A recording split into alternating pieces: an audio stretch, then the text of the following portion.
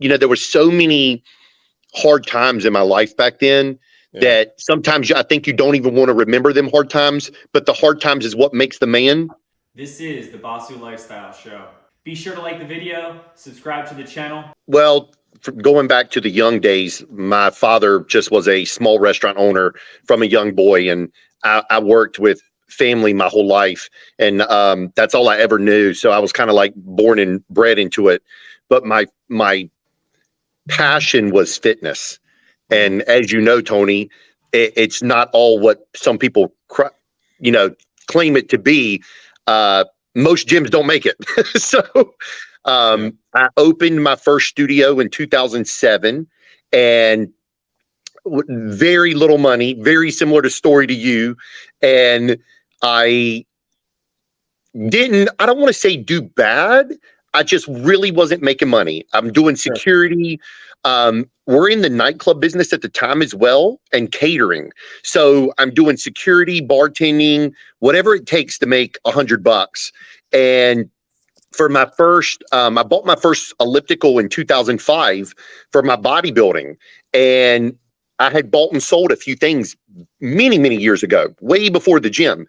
And when I opened the gym, I realized real quick that I did not have enough money to do what I needed to do.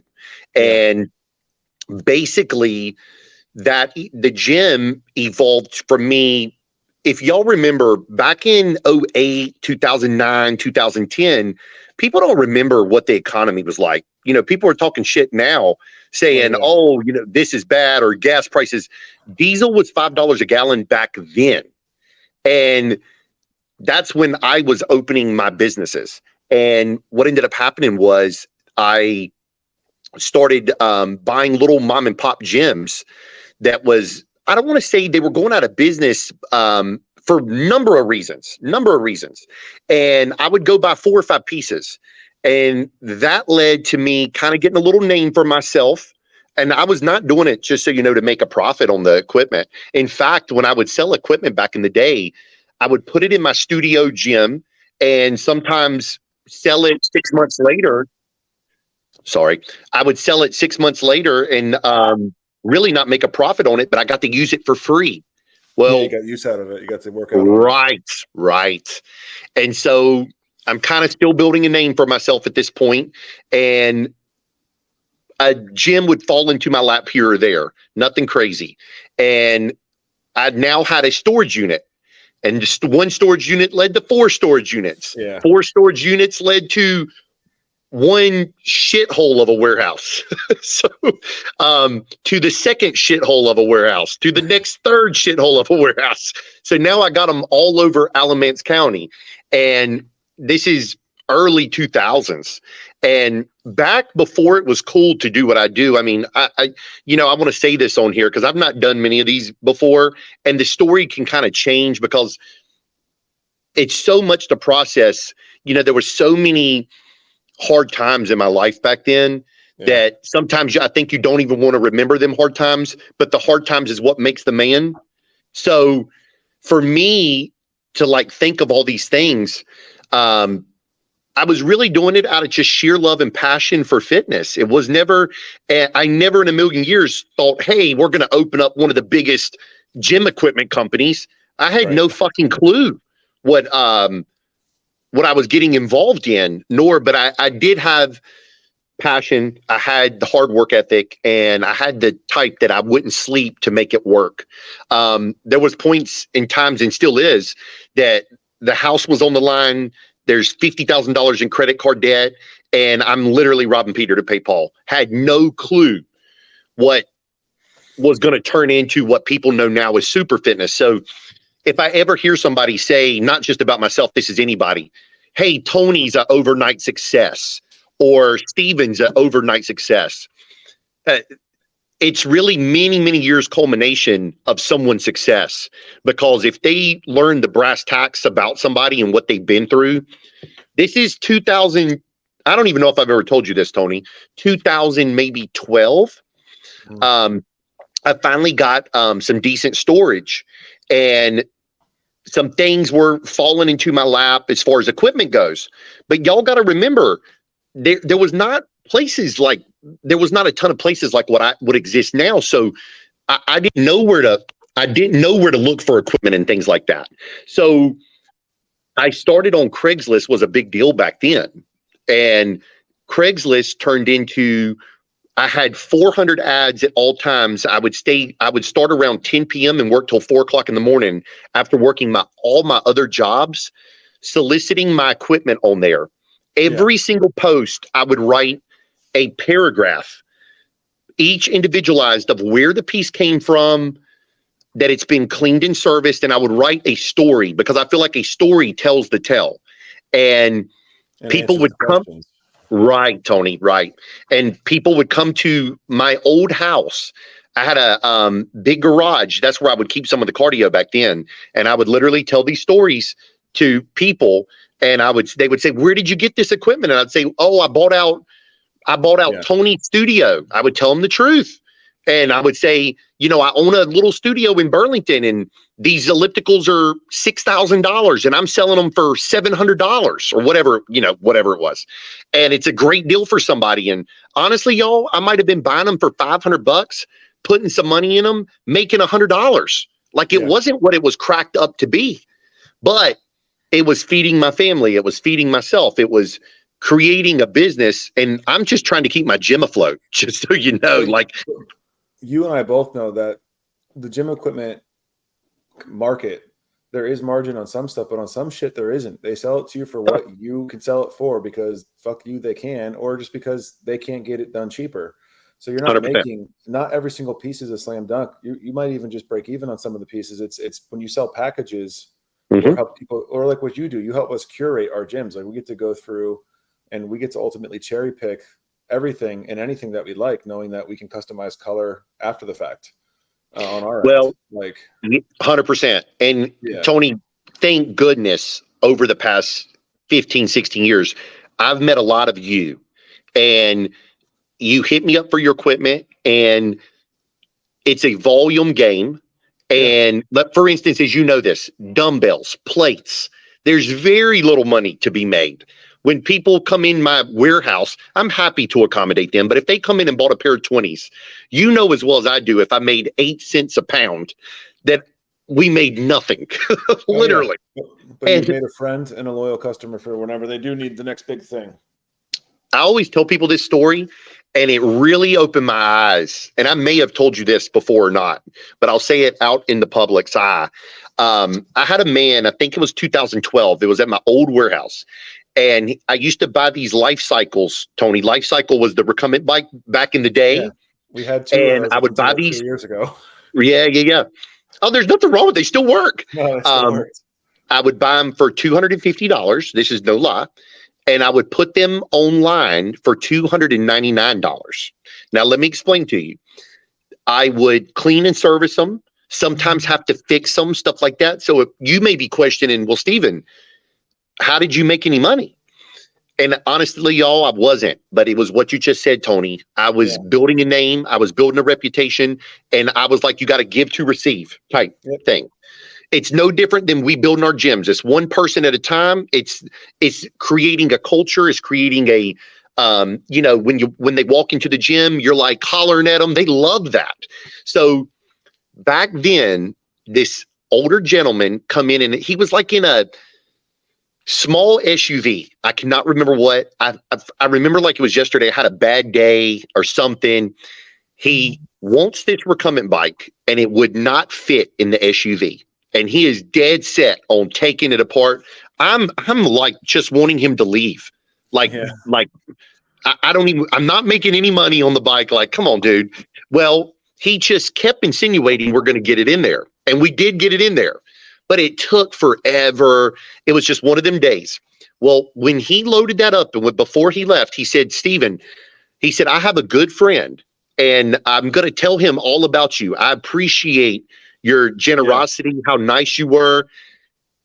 Guys, I have no idea at this point who his friend is. Months go by. I'll never forget it. A guy makes an appointment with me, walking around my warehouse. At the time, he spends like $40,000. And this was a lot of money back then, and especially a lot of money. Tony, I was not doing the $500,000 deals back then. Like Right. 50 to That's what you guys 100,000, right? 50 to 100,000 in early 2000s.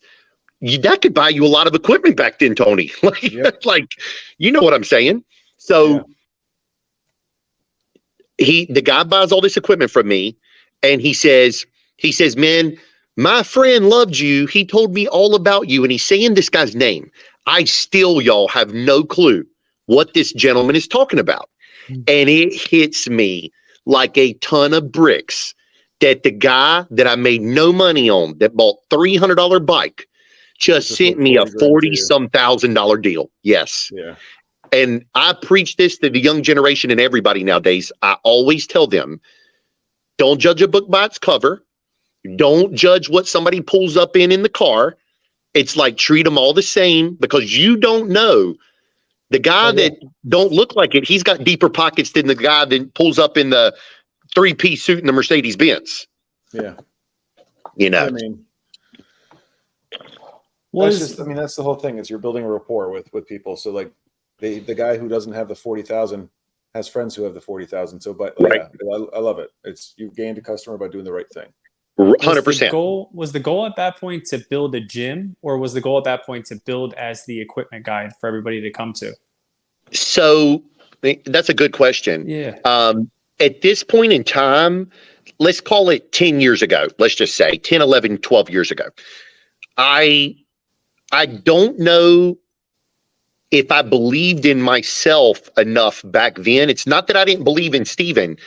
I think I'm questioning, I don't have the funds. I don't have the warehouse. I don't have $1 million to go buy equipment.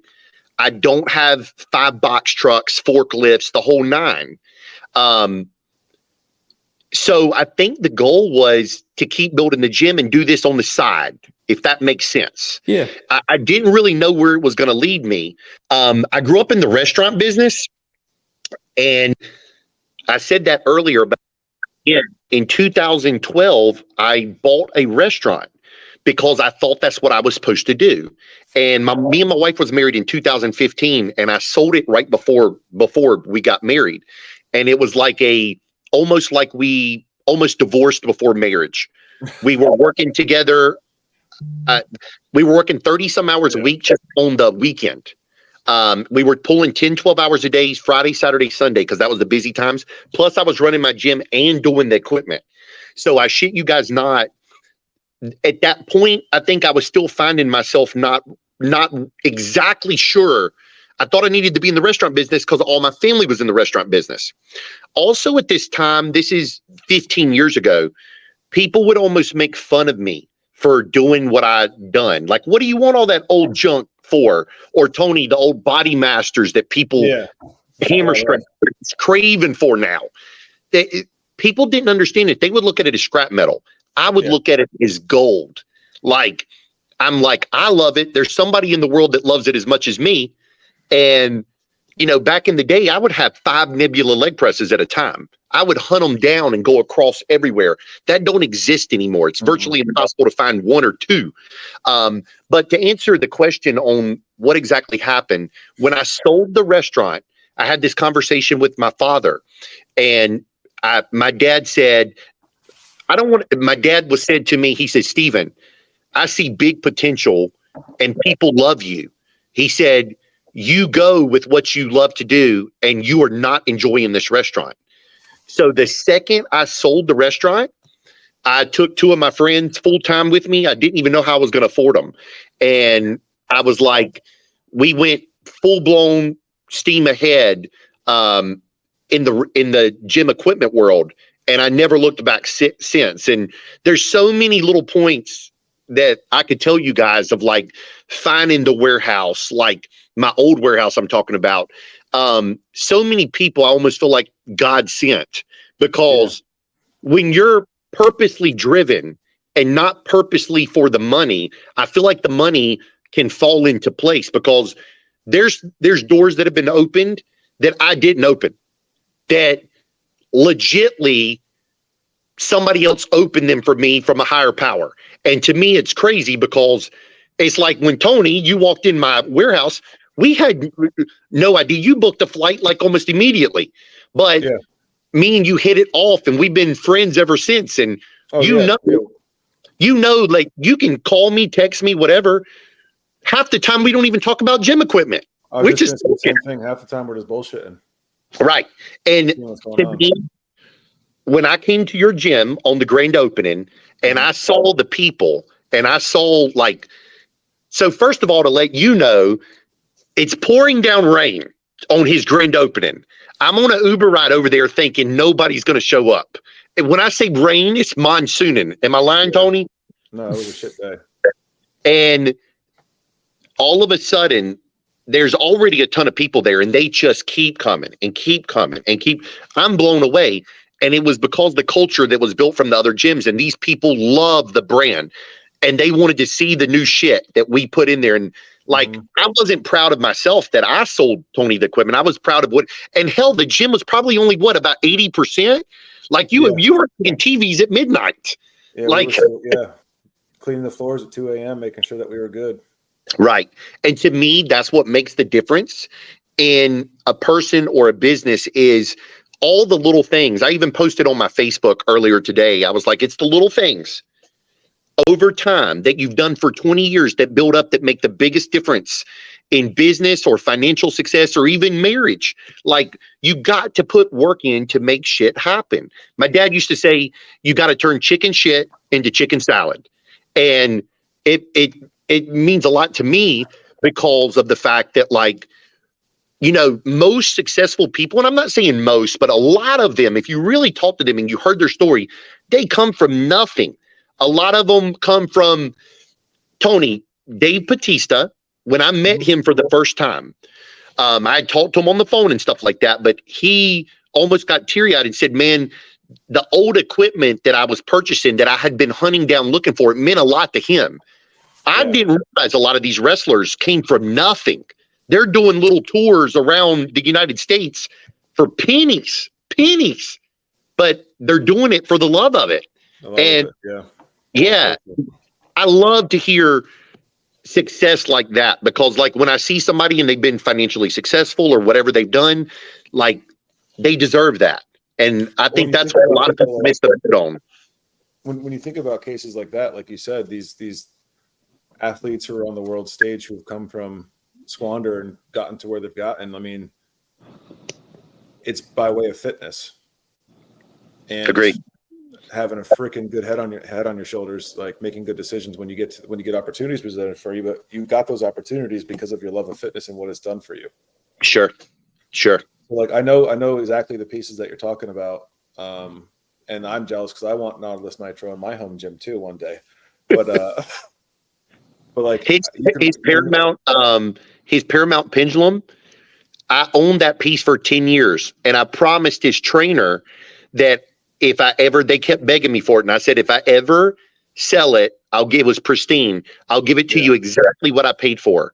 Tony, I could have put that on the market 3 times what I sold it for, and it wasn't not the principle to me of the money. Oh yeah, it was the principle. I wanted it to go to a good home, and I wanted it to go to somebody who wasn't selling it.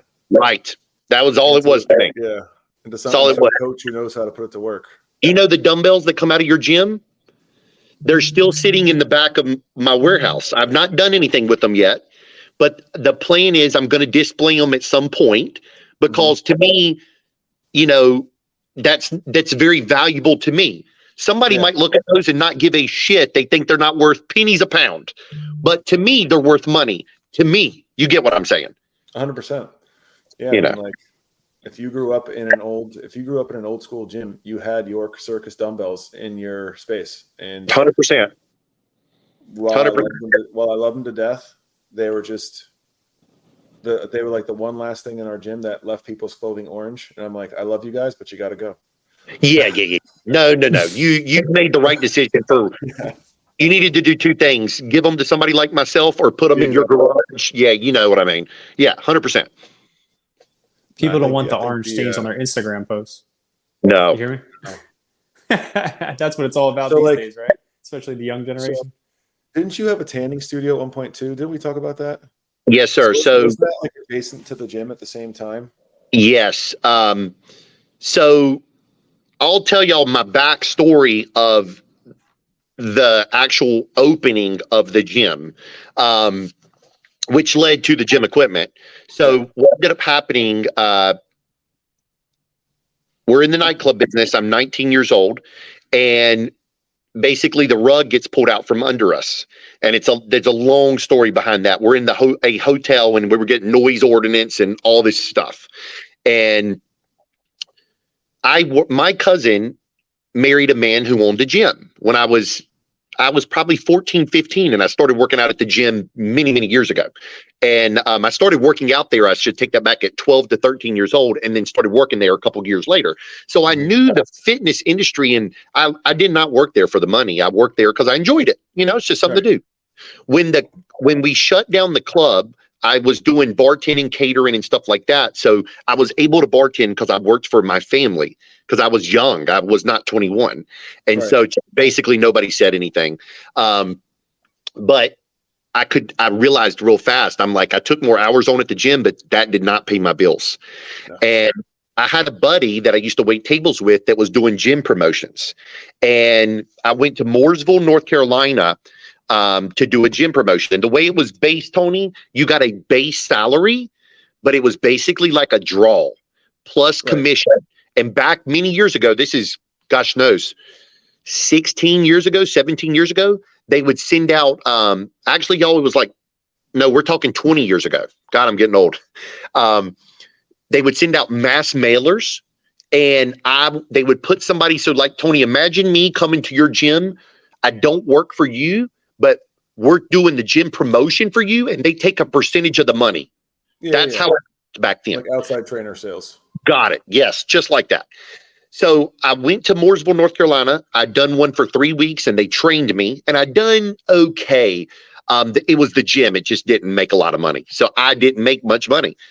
And they got this gym that was like 60,000 square feet called Auburn Wellness.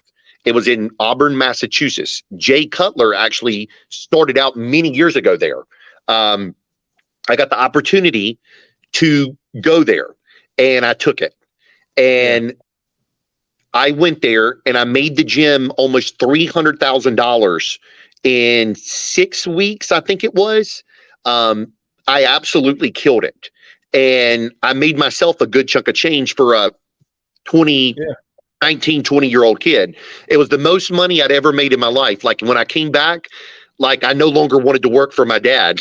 You know what I mean? Like, I was like, and my dad's like, this is crazy. It was just the right gym. Well, while I was in Auburn, Massachusetts, they had a tanning salon in there. Tanning was killing it up north back then. So I'd met the owner and his son, and me and son become friends.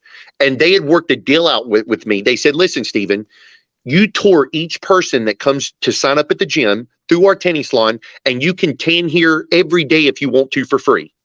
So I would kind of hang out there, not just tan. I would kind of hang out there just because I like those guys.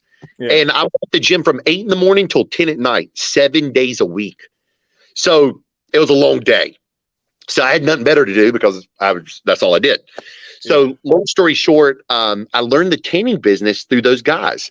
I came back home, and a guy that was doing some website stuff for me says, hey, Steven, you ever tanned in this place?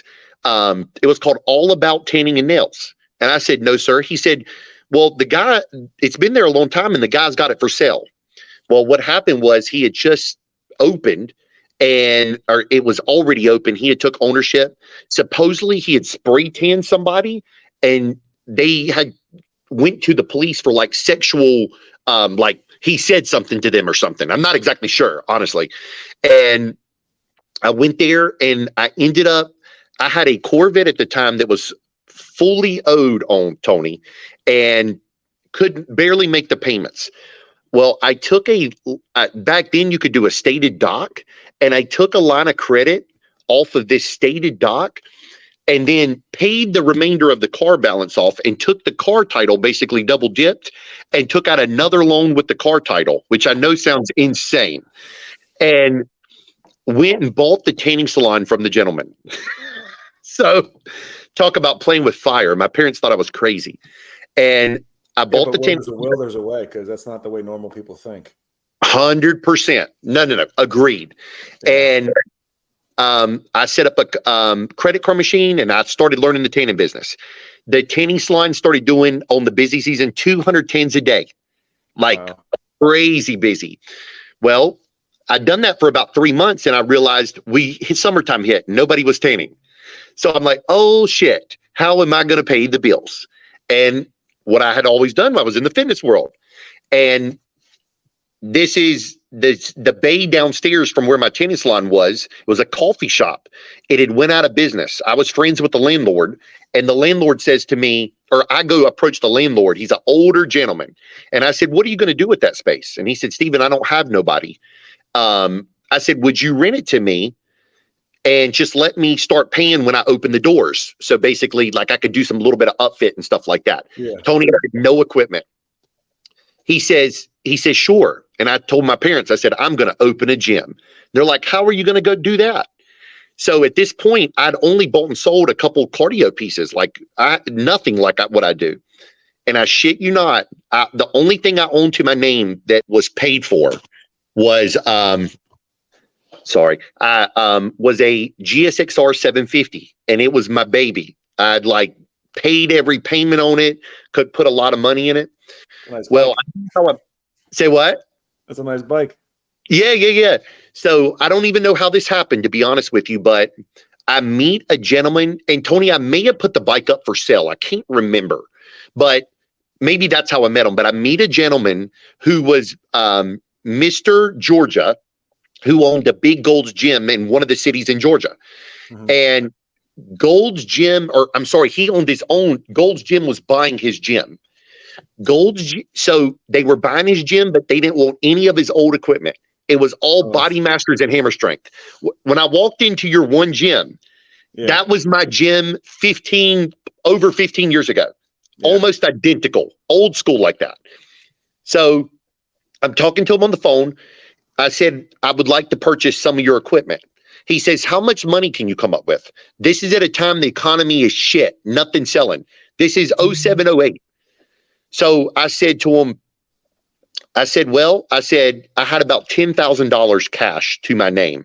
And that was robbing Peter, paying Paul, not paying other bills, by the way, coming up with 10 grand. He says, well, I would take your motorcycle on trade. He said, how much do you have in that bike? And at the time I had $20-some thousand. He said, what do you think it's worth? And I said, I have no idea. He said, well, it ain't worth 20-some thousand. And he said, my equipment's not worth what I paid either. He said, bring the bike and the money and we'll work a deal. And so I had a buddy of mine with his pickup truck, put the bike on the back of a trailer, and we drove to Georgia with $10,000 cash and the bike. And the man loaded me up a whole semi truck of Body Masters, Hammer Strength, everything like that for the money, because he was basically getting paid through Gold's. And that's what I started my original studio with. Yeah. And Tony, here's even the backstory of this. I'm in Georgia, and he says, well, you got to pay. How are you getting it home? You got to pay for a truck home, like a semi truck. I'm like, oh, shit. Tony, I didn't have the money to pay for the shipping. So he puts it on his credit card. I remember correctly, it was $1,500 on my word that I was going to pay him. Now, this is dating back many years ago. Yeah. And as soon as I got the money, I called and paid him. Of course I did, because I don't do business that way. But that little story of meeting that man, there's 100 of those along the way of me meeting the right person that met the right deal. It's insane to me. And that's why sometimes I get emotional, when I go back telling the story of, because there's so many moving parts, because nobody would believe some of the shit that I told them, because it's things happen like this. I think that was supposed to happen that I never in a million years thought that was supposed to happen, if that even makes sense. So how many years get in? Go ahead. Okay. Do it. So did you get into business and then figure out business as you go? Because everybody else usually has 45 plans, this, that, and the other. It sounds like you just are I'm going to do this business, and then you just figure it the fuck out. I literally back then winged everything. At 19 years, on my 18th birthday, my friends took me to a place called In Club. It was the nightclub downtown Greensboro. And I walked in. I'd never been to a nightclub, partied, anything in my life, but I've always been an entrepreneurial spirit.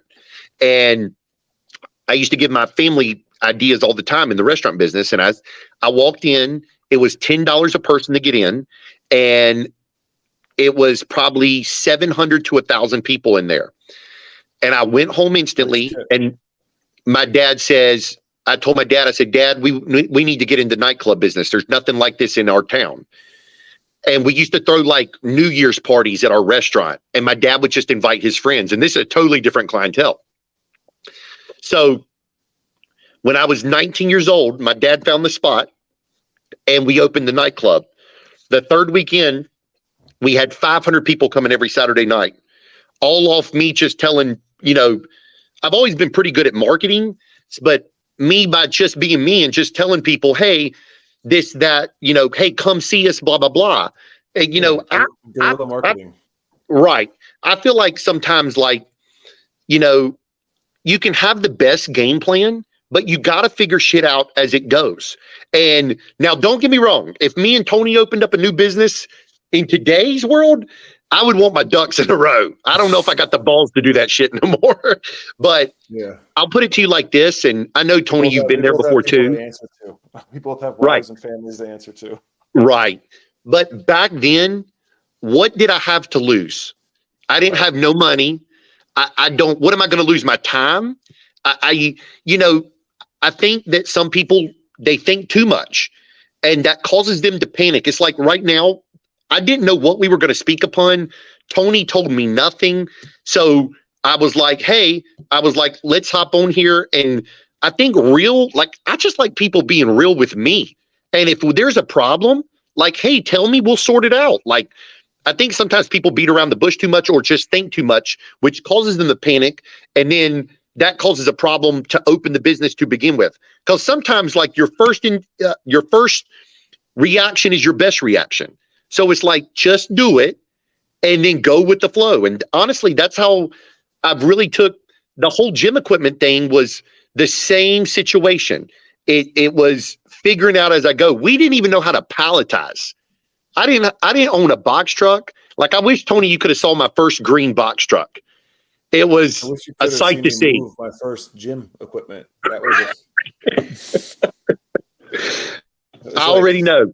Yeah, it was just a fucking shit show. It's 4 big idiots with 5 broken dollies and a bunch of fucking curse words and sweat. And you're trying to manhandle the equipment, which you shouldn't do. Mm-hmm. Oh. Yep. Oh. Yeah, trust me, I know. It's funny how you learn, but just like with anything, I think you figure it out as you go, and then things start falling into place, and you become smarter. The Steven from 19 years old. Failures. Right. You've I agree, learned from Tony. all the failures, okay, we don't go down that way anymore because we went down that way and it was fucked up. We went this way and it wasn't. Let's go this way. It's just once you can build up on the simplest, once you've surpassed what the easiest things to fail on are, and that base is already supported, the harder things you can figure out. Hopefully you're 100%. figuring them out at that point. You got a team. Yeah. So to let you know, Tony sat in my office when you flew down here, I think the second time, Tony, we were probably in my office talking for maybe 3 hours, and you told me a lot of your story. You remember? And it was like a heartfelt story. That's when I knew Tony is successful in what he's successful at because Tony's kind of like me. He don't have nothing to lose, meaning he's got everything to win. And if he went back to ground zero tomorrow, you'd build back up, Tony. I know you would, just like I would. So it's I feel like when you've learned from the past and you've done all these things, it's I think I just have the mindset that it's okay, today's shit. Today, nothing's right's happened. Tomorrow's going to be a new day. When you have that mindset, you really can't go wrong, if that makes sense. Well, that goes to talk to that's why what Steve had said earlier too about looking down your Insta and enjoying the motivational aspect is because Steven's one of the most well-read and well-listened people that I know. He doesn't. Every time I call him, he's on a podcast bettering himself, and so when people can understand and connect with. Like, you don't just sell gym equipment. It's what you Sure. do. It's not who you are. You also are one of the nicest human beings I've ever met, and you spread positivity on your social media, which I think is fucking great. And you're a family I man. appreciate and that. You can tell that your life revolves around your children and your wife, and that's beautiful. Sure. No, and I appreciate that. And I know you're the same way. And I completely agree. I kind of sometimes get mad that if somebody just thinks I'm a gym equipment sales guy. And I told somebody in here literally earlier this week, I said, a guy walked in, Tony. We knew each other through mutual people, but he drove 4 hours from here. I had no clue till after the fact we knew. He's a car sales guy. So you know how they are. And he was extremely nice. But when he came to my office, he was buying a handful of pieces. And I looked him dead in the eyes and I said, sir, he asked me, Tony, what do I need to put in my gym? And I told him and I said, look, just so you know, I'm not trying to sell you. And he looked me dead in the eyes and he said, Steven, I can smell a bullshitter. I sell cars. That's what I do. I'm a car salesman. So he was kind of cracking a joke on car salespeople. And he said, I can 100%. Compliment. He was giving me a compliment. Yeah. He said, I can 100%. You don't give a shit if I buy this equipment today. You're trying to help the gym. And I said, sir, if you spend 10 grand or whatever any customer spends, I hope you make 50 back. I'm telling you to put these pieces in because it's going to make a big difference in your gym. And me and you've talked about this many times. There's select pieces that are expensive that you should put in, but you're going to draw 50 people from other members of other clubs. So you should spend the money. Like, it's a no-brainer. So and you're coming from an aspect of you are also a gym owner. You currently own and operate a successful facility, which I think you should make everybody who goes to your warehouse stop at the gym first. I've been doing that. I agree. I completely agree with you. And they actually left the people I'm talking about. See the gym, like when you walk into your gym from the outside, you know that there's a gym there, but you don't know there's a gym there until you walk in, and then you're like, holy shit. Yeah. There's 3 freaking rooms that just go on and on with the best gym equipment. I mean, you have a hookup for gym equipment, I assume, Sure. Your own warehouse, but you got the best equipment all the time and you're always updating it, which I'm like, shit, man, I don't want to leave your gym either. Well, and part of me, that because I'm in the business, I feel like I need to support all my other friends in business and I need to feel like I have the best equipment. But as you know, I am friends with a lot of the manufacturers, but I will tell you straight up, hey, I don't like this hammer strength piece, or I do. And that's what I think the difference is, because a lot of the gym owners nowadays are just putting cookie cutter shit in their club that doesn't function worth a shit. And to me, that is not what a gym should be. Just because it's pretty does not mean it functions good. And you know this because when we set up the last club, we put all hammer strength, Arsenal, Nautilus. I mean, there was all Rogers. There was a bunch of different things we put in there, but we were very selective and we put select pieces of each. And it was overwhelming to hear the compliments that day. And I'm sure for the past year, people was like, wow, this thing's decked out in equipment. And that's what I feel like every club owner, because not one manufacturer makes the best of everything. You know that. And even if they did, you're finding that some of the manufacturers don't make shit that fit people my size, and they don't make shit that makes people who are 4 foot something or 5 foot something. Like, it's not made for short or tall people. It's made for average height people, or it's the complete opposite. You must be 6 foot tall to ride this ride. So now you've got a piece of equipment taking up 20 square feet. If a 4x6, if a 4x6 square is its surface area, that's 24 feet that you're not making money on for half of the gym. 100%. 100%. If you can't use it, if the majority can't use it, then it's just wasting space. And while it might be a sweet ass piece, it might be a sweet ass piece you need in your home gym. Yep. No, I completely agree with you. And that's what I normally tell people. If they don't know Steven, or if they wasn't referred to me and somehow found me, I always tell them, I'm like, hey, I am free of charge to you if you're purchasing equipment from me, and I will help you, guide you through these things. But at the end of the day, it's like, you got to be careful who you listen to, because you know as well as I do, This business is not easy. You can Yeah. get screwed by a lot of people. For instance, as you know this, me and you talk about it before. You go buy new equipment. They give you the quote. They tell you $300,000. And then you sign the quote. And then they hit you for the taxes and 30 grand freight charge. Oh, shit. Yeah. 10%. Oh, shit. Ticket price. $45,000 freight charge. Yeah. And you're like, where do I come up with another 50 grand? And there evaporates the discount they gave you for being a loyal customer. You got it, Tony. Yeah. Yeah. And that's the thing. And that's where I advise people in Sable Money most of the time, because it's like, you know, yes, we're a business. We got to make money, but it's like, I want to see you succeed. My worst days are, Tony, you call and say, Steven, I'm losing my ass. How much can you give me back for the club I sold you 4 years ago? Like Tony, when I become friends with you. Right. And that's what I hate. And it's happened many times. And I literally, because I have a heart, I want to see people succeed. Obviously, as people, we know not everybody's going to succeed. But at the end of the day, it's like, I feel like if you put the right people in place, the right processes, the right equipment, and just put a little money here and there back into the facility. That's it. Just a little bit back in. Keep the place clean. You're going to be successful. Like, it's not brain scientists. But not everybody wants to put forth the effort to do it, you know, and that's the sad part about life, because even workers. Go ahead. Yeah. No, I was gonna say, I think to your point, they missed the upside. They missed that by spending it might cost them $4,000, but they don't look at their client retention information. They don't look at what tuition is, or if by upkeeping this facility, they're actually increasing membership because of referrals. Like, those are all 100%. metrics that you're supposed to be able to track. The era of the dumb gym owner died 20 fucking years ago. It's a business now. It's one of the largest grossing businesses in this country and worldwide. If you're not looking at it from a macro freaking way, you're not expanding out and saying, okay, this is the whole thing.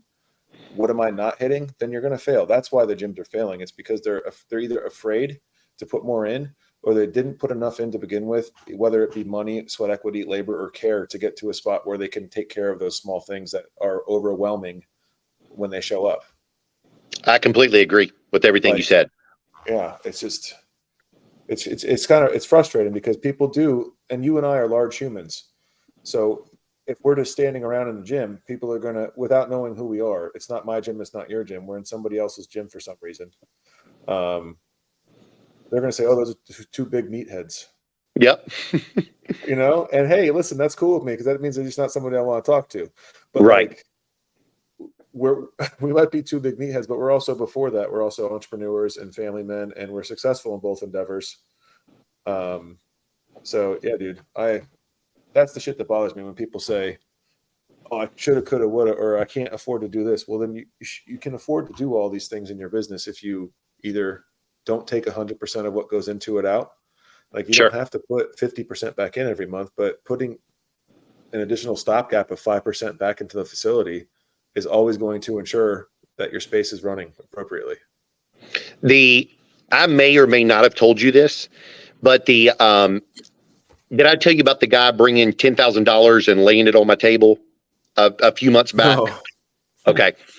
A guy that I dealt with long time, but never was like the guy that spent a lot of money. He'd come by a piece or two, like here and there.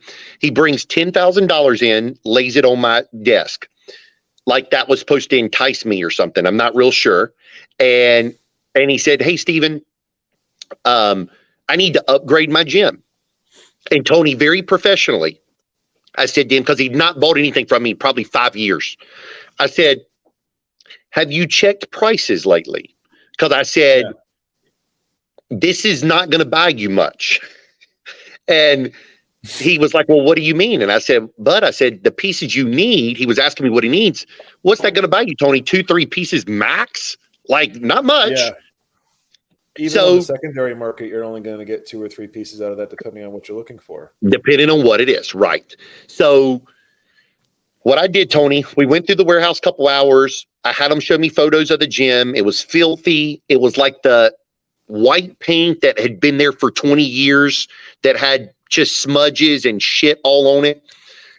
Quit. I can just tell the place is filthy. He had not spent any money in years on it. We came back to my office. I said, sir, I'd love to take your money, but I said, this is not going to put a dent in what you need. He said, what do I need to do, Steven? So just so y'all know, backstory, he was making Tony about $8,000 a month at one point, many, many years ago. He had other gyms that trickled in or the surrounding areas and literally took the money from him. And he was borderline breaking even or losing money every month. And basically he was in panic mode, and he had that exact same thing that you just said a little bit ago. He said, I can't spend a lot of money. I'm like, bud, you ain't got no choice. You're going to go out of business or be losing thousands soon. So he hugged me before he left, and Tony, we shook hands, and I did not sell him a thing. I felt better about myself by letting him walk out the door, because I knew if I took his money, that was not going to put a dent in it.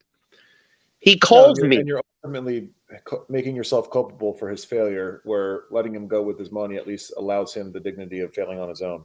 Right. Agreed. He called me, Tony, around 9:30 that night. And he said, Steven, I trust you. What do I need to do? I said, man, I'm going to be honest with you. You need probably $75,000 worth of equipment in their minimum. And Tony, what he needed, he just needed the more rare stuff. Some of the Rogers, some of the Arsenal, just the Nautilus glute drive, just some a little more update. Right. Yeah. That's what he was missing. So he said, I trust you. I'm going to find the money. So now, Tony, I'm like a little nervous. You know what I mean? I'm like, oh God, because if it fails, I'm going to feel bad, because I ultimately can't make your gym successful. I can't do it. So what ended up happening, I put him a list together, and I think it was $60-some thousand, like is what I remember. He puts the things, Tony, first month, and I keep saying Tony, I'm sorry, I'm just, it's all good. You guys have like a bond and a good relationship. Tony talks about you all the time. Okay. I mean nothing by that, just so we're clear. So I sell him this. He puts the equipment in. The first thing I had him do before we sent the equipment, I had him pull everything out, paint the walls. I think he shut down a weekend, rearrange everything, and he cleaned. It made the world of difference. He made the whole place black. So it was like the new thing. We're all doing it. Yeah, right. So he puts it in. The first month, his draft goes up $1,800. Yep. He's on cloud 9. To this day, this is several months back. He's probably going to get his investment back the first year. And his gym, he said, has a new life. His gym has a new vibe. He's brought in a ton of younger people. He still will tell me, like, Steven, without you, I'd probably be out of business. And I say, look, I just think he didn't believe in himself. He was scared to spend the money. And I've talked to many people, but I'm like, at the end of the day, as men, if we don't believe in ourselves and our business, who's going to believe in your business if you don't believe in it? Yeah, so it's like fully immersed and competent in your ability to execute on all sides, and you're screwed. You got it. So it's like I always tell people, it's like here at the warehouse, hell or high water. If Tony's grand opening is next weekend, if I got to drive the shit there myself, we are flying, getting it. We're making it happen. Yeah. And in business, that's what you got to do. There's no turn off switch at 5 o'clock. I was talking to somebody last night about gym equipment at 10 p.m. Like, my wife just knows that and she supports that. But at the end of the day, it's like, in business, especially any successful business, whether it's gym equipment, gym, restaurant, whatever it is, you have to fucking live it, breathe it. You got to dream about the shit at night. And that's what I think makes the person successful, is all those little things. So especially in the gym world, because Tony, it's hard as hell. Dude, we said this on a previous podcast. We were talking to one of our friends. It's you're either all in and what you're doing, plus whatever extra you've got left, that extra that's supposed to go towards friends or family or fucks, like, you can't give it to them because you have to put it back over to the business. Completely agree.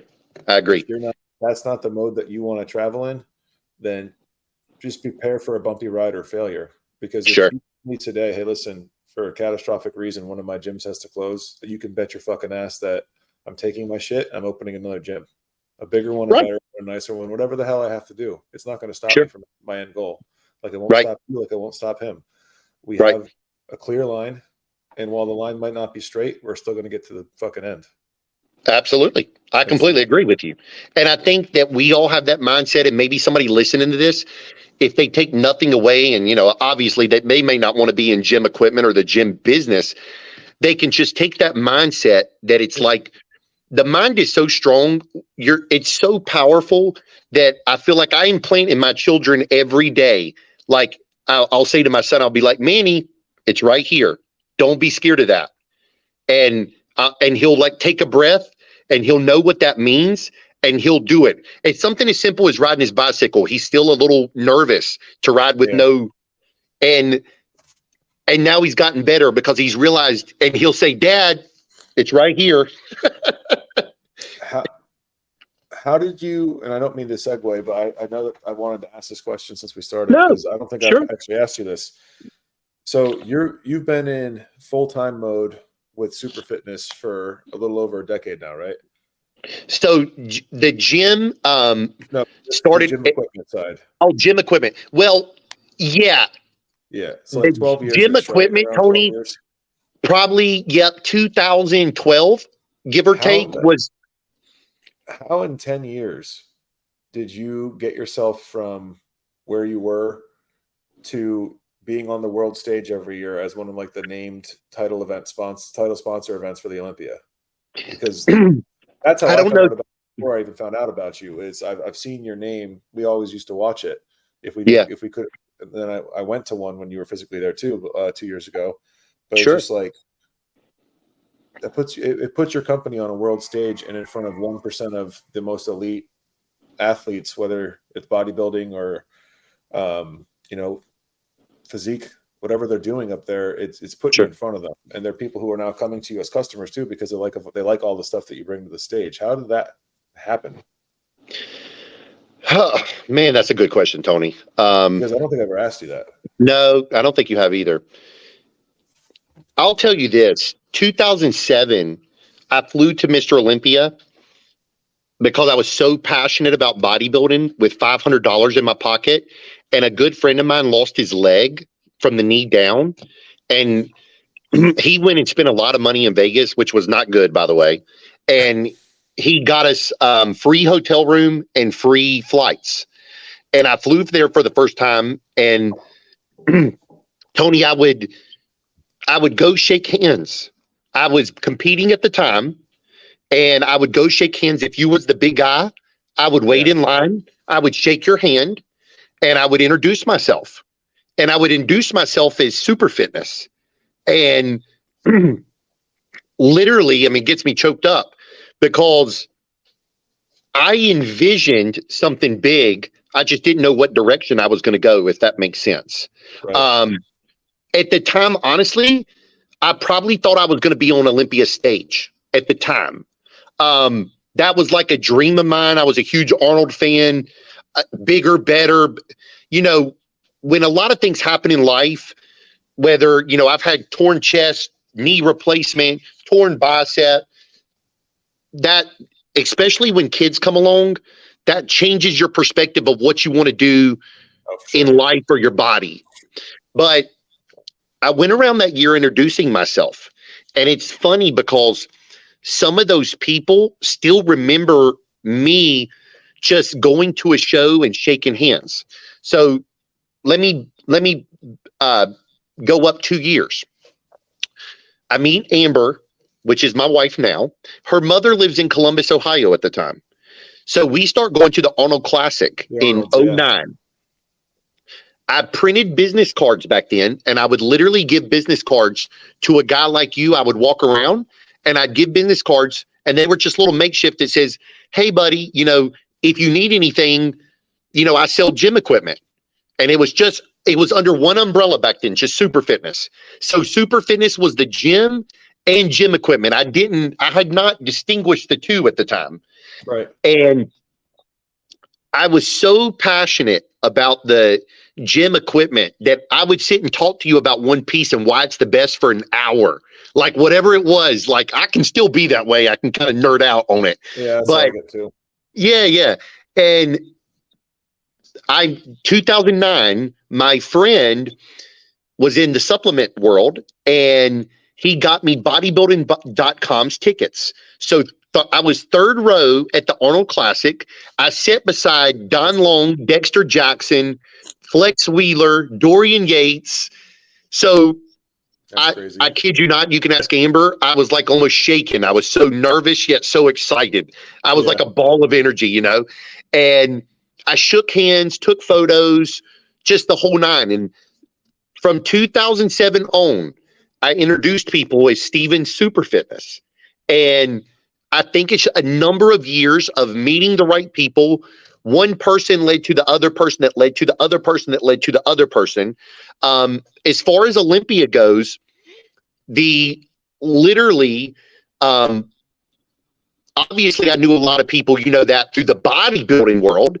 And during COVID 2020, I got hooked up. I had met Dan Solomon at a buddy of mine's birthday party. And I think, don't quote me on this, 2018 or 19. I can't remember when it was. It was one of the two. And I got a phone call March of 2020 to do his home gym. It was when the gyms were shutting down. And I said, absolutely, I'll be glad. I sent him a dedicated truck down there and we set up a little home gym. He's the president of the Olympia. And Thanksgiving, give or take, it was that time of COVID. They moved the Olympia, if you remember, from Vegas to Florida. And nobody knew this yet. You remember? Yeah, we were there for it. No, I know. Yeah. That particular year, I got a phone call when nobody knew it saying, look, I need your help. Can you provide the equipment backstage? And if you remember, this is when nobody had nothing. Yeah. And shit. I had to buy shit before we even had a gym just so that we knew we had it. Right. I said, man, I'm going to be honest. I don't know if I can. Well, I said, he called it like 10 p.m. I said, give me the night to think about it. I got off the phone. I said, Amber, I got asked to do the Olympia. This is 3 years ago. I got asked to do the Olympia. She says, Steven, I don't give a shit if we driving the shit down there ourselves. You're doing it. I guess it's going on 4 years now. But I was like, okay. And so it was so much pressure on me. But at the end of the day, I made the shit happen. And sometimes I truly feel like things just fall in place. But Tony, Olympia aside, like to meet all the people, like I have personal friendships in my phone for so long, it still amazes me to this day who I'm networked with and who I can call, because I'm just so blessed and thankful. And if you see sometimes, I'll make a random video either on my Instagram or on my story, and it's just coming from the heart. I'm walking through the warehouse just thankful that I've met you and so many people, because without you guys that promote me, I would be nothing within the industry. And I'm just humbly grateful. No, I feel the same way. It's the people that you meet along the way. 100%. 100%. Sometimes I still blink and I'm like, is that real? Like, is my name on the screen? Or like, what's cool is when I get a random text, like during the year, and it'll be like behind the scenes of bodybuilding, and like they'll see Superfitness in the background and they'll screenshot it to me, you know? It's just like so funny to see that. People think it's so cool, but I'm just so appreciative. I know, I love it, man. It's part of the whole journey. Absolutely.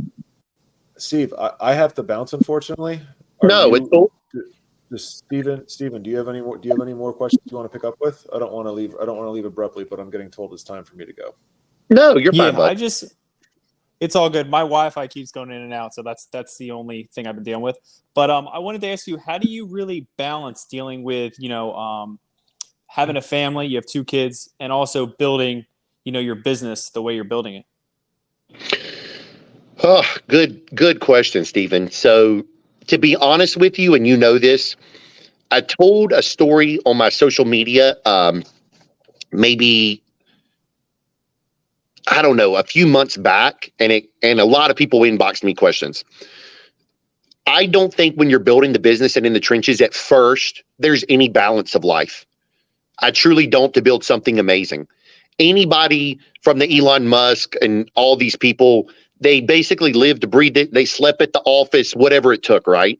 But now that the business can kind of run itself somewhat, even though I'm in the trenches every day, like every day I'm at the warehouse, I try to focus. First of all, I'm not on social media unless it's business from about 9 a.m. till probably 7 or 8 p.m. So I take that distraction off the plate. If it's not the business account that's something for the business, I don't look at social media, or I try not to.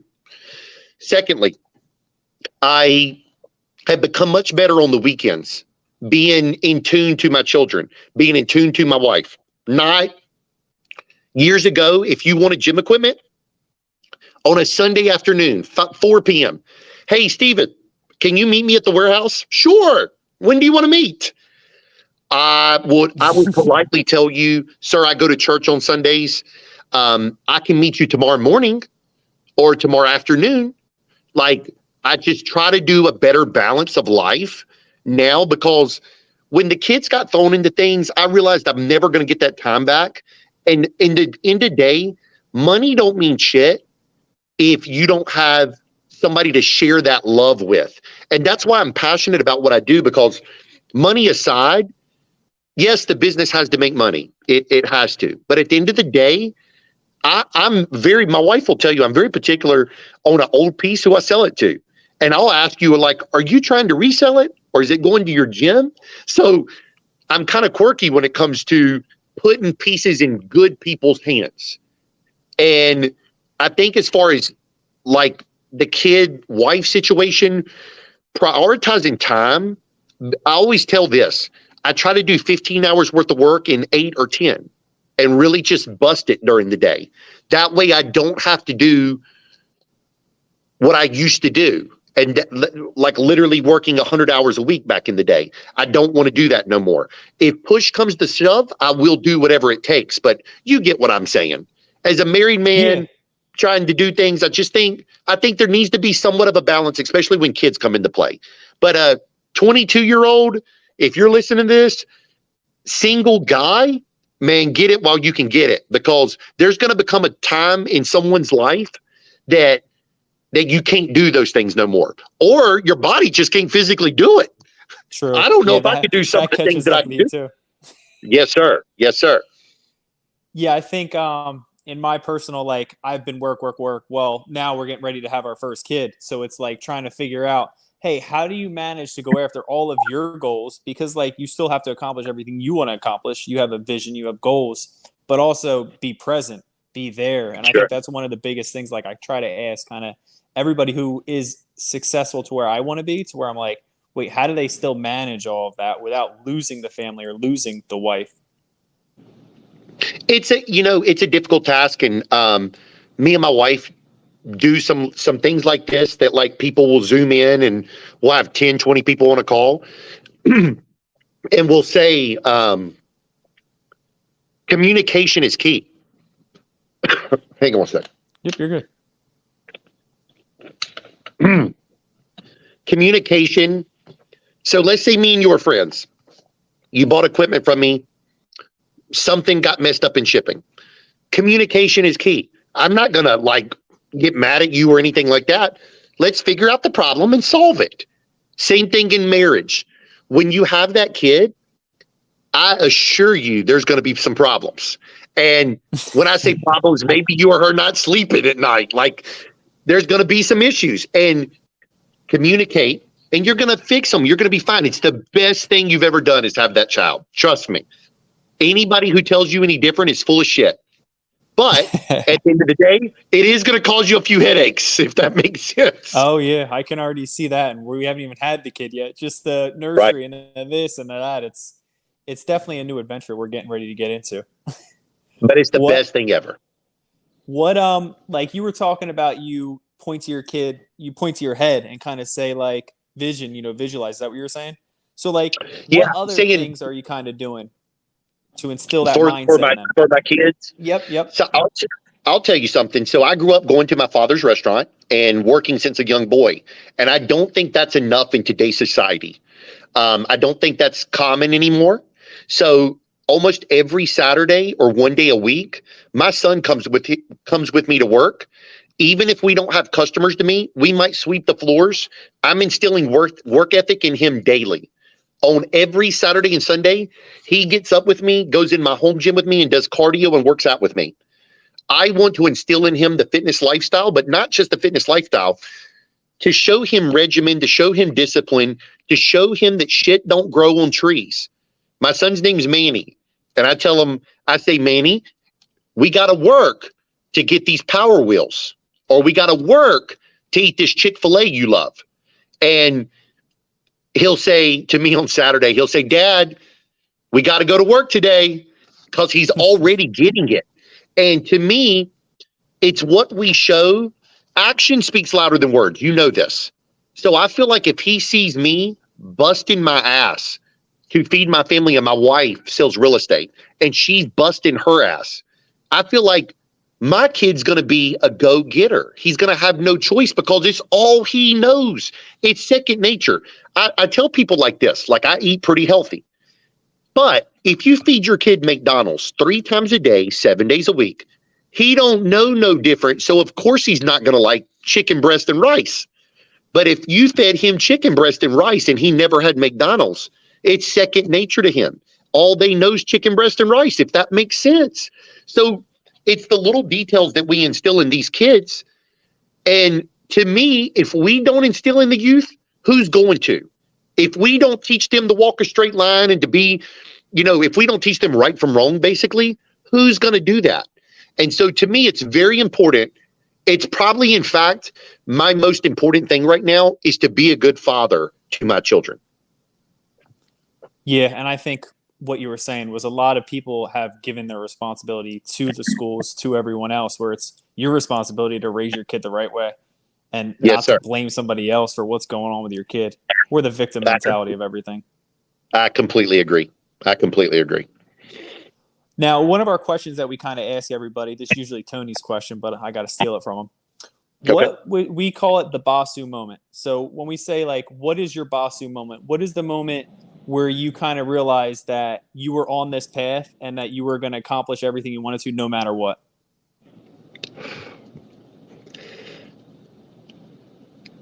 Golly. Like, what was the aha moment, or when I realized? Yeah, what was kind of your moment that you kind of realized, like, I am going to succeed no matter what? You have people, like you said in the beginning, thinking you're crazy, and you have to go against all this, and you only have your inner belief. What's the moment you're like, you know what? I got this. Like, everything just clicks. Probably 10 years ago, we had our first set of international customers come over and buy from us to ship back overseas in containers. And when they flew in and they bank wired us the money and stuff like that, I was seriously like, oh shit, these people flew from Dubai to buy from me in Burlington, North Carolina? I'm like, I used to tell my father this. So my dad owns a little diner. It's like a hamburger, hot dog, ice cream spot. And I said, Dad, you can only serve so many cheeseburgers a day. But I said, I want to be the guy selling the hamburger meat to all the restaurants around the world. And I said, but you're only going to make a small penny from each piece. You're not going to make a lot on one cheeseburger. So I had the different mindset. So for me, that was the moment that I was like, man, I can sell this shit anywhere. And I built up the customer base. And if people like me and I do a good job, because I'm like a no bullshit type guy, like I'm going to be straight up with you. I feel like certain people appreciate that. Some people may not like that. So, I'm not saying I'm for everybody, but at the end of the day, I have been doing some of the same business for over 15 years with the same people. And I'm so appreciative, not only for them, but like they've become dear friends to me, like Tony. And so it's just important to me to keep those relationships. There has been times I've lost money to keep a relationship because something happened, like I forgot the invoice or something. Who knows? Things happen, slip away in business, and you just move on, But I think that was a big years ago aha moment.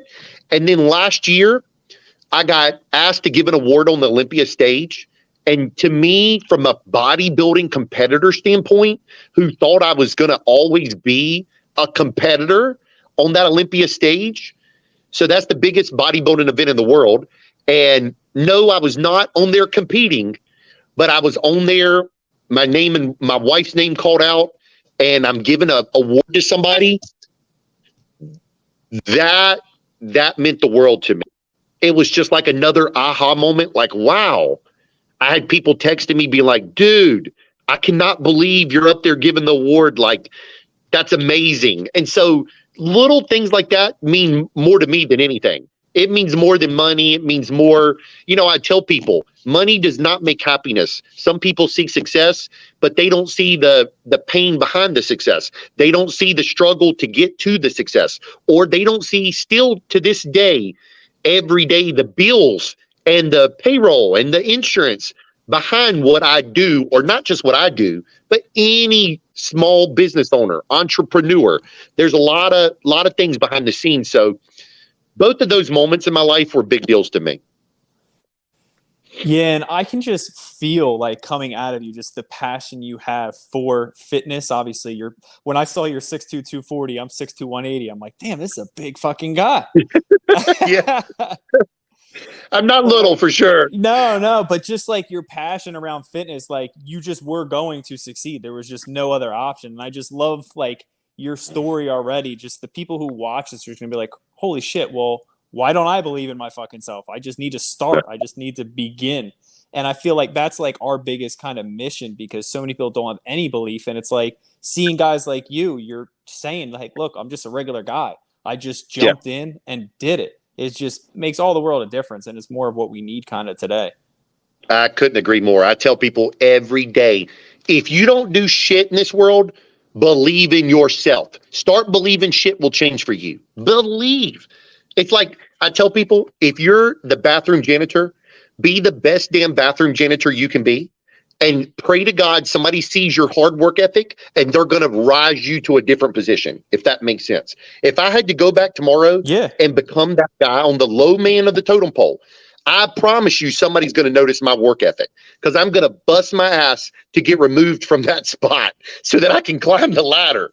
If that makes sense. Yeah, like you said with the guy with the gym equipment that you're putting in the back of his car, you never know when you're going to meet that person that could take your business or your life to the next level.